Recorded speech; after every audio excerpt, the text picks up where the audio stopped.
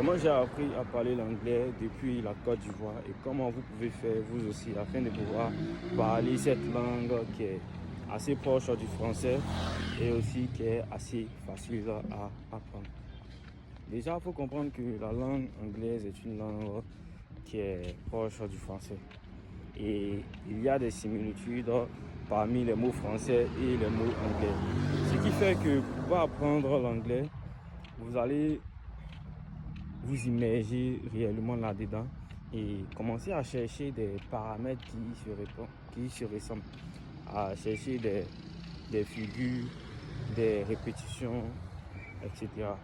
Et donc, l'une des premières choses que j'ai fait lorsque j'ai commencé à apprendre l'anglais, c'était de changer les paramètres de langage de mon téléphone du français vers l'anglais.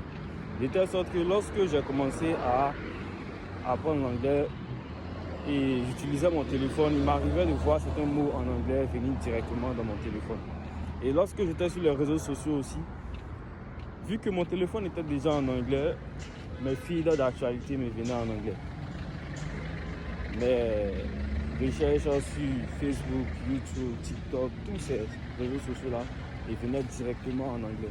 Donc c'était l'une des premières méthodes que j'ai mis en place pour pouvoir apprendre la langue de Shakespeare.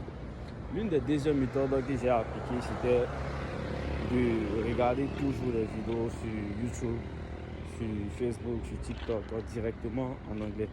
Ce qui m'a permis de commencer à comprendre facilement certains mots, comprendre facilement certains accents.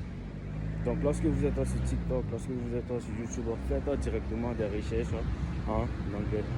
Et vous allez voir que au fur et à mesure, vous allez commencer à comprendre certains petits mots qui viennent facilement, des choses qui viennent aisément dans votre esprit.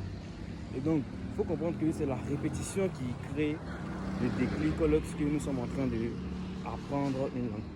Seulement par la répétition, nous allons habituer notre esprit à certains mots, à certaines phrases, à certaines manières de faire.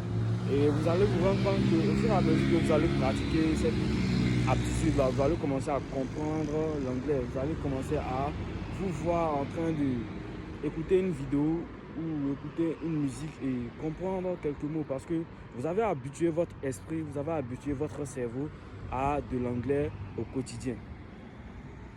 Et donc la troisième des choses qu'il faut faire, c'est ce que je suis en train de faire actuellement, c'est de parler, de prendre sa caméra, de commencer à parler en anglais. Et comment faire une vidéo où je suis en train de dire comment parler anglais if I don't speak English, you know.